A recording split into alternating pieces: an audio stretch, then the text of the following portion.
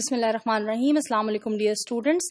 This session focuses on the objectives, syllabus and learning activities in competency-based language teaching. I hope and expect by the end of this session, you would have some understanding of the objectives of CBLT, and you would also understand the nature of the syllabus as well as of the learning activities that are used in CBLT. Well, my dear students, at the outset, I would talk about the objectives of CBLT. Docking 1994 points out that the traditional approach to developing a syllabus involves using one's understanding of subject matter as the basis for syllabus planning. One starts with the field of knowledge that one is going to teach, for example, contemporary European history, marketing, listening comprehension, French literature, etc.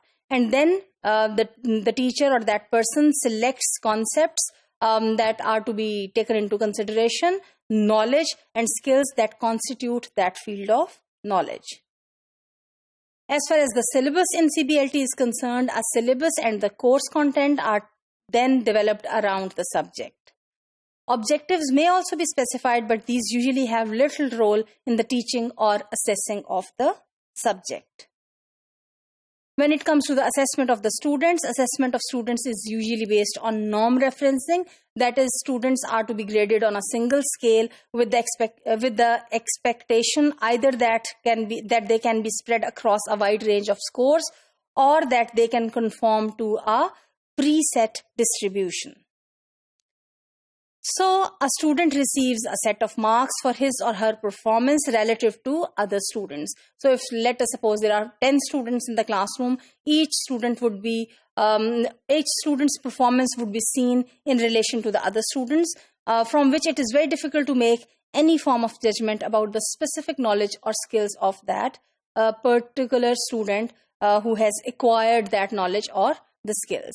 So, if the whole group, for example, of 10 students is performing very good, so the student who gets, for example, 6th position in this group, even if that student's performance is very good, he or she would be positioned on the 6th position.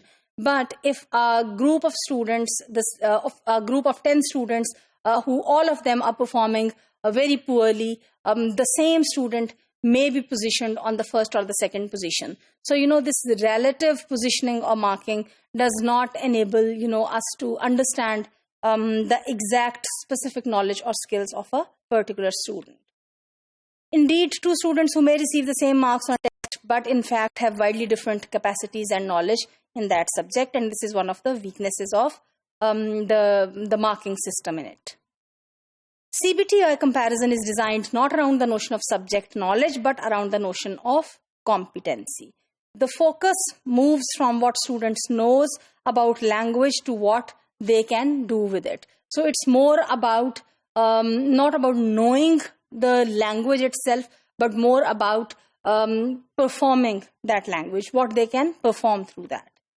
The focus on competencies or language learning outcomes underpins the curriculum framework and syllabus specifications, teaching strategies, assessment, and reporting. As far as the nature or type of learning activities in CBLT are concerned, competencies, my dear students, I would say, would consist of a description of the essential skills, essential knowledge, attitudes, and the behavior of the learners required for effective performance of a real-world task or activity. Because the task or the major focus of CBLT is to prepare the learners to meet the demands of a particular kind of social context in which they have to live or to survive. So, this kind of competencies, they consist of a description of the essential skills or knowledge that is required for that kind of background. These activities may be related to any domain of life, though they have typically been linked to the field of work or to the social survival in any new environment.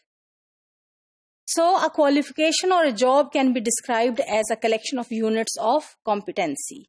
Each of this is composed on a number of elements of competency, and a unit of competency might be a task or a role when it comes to designing activities.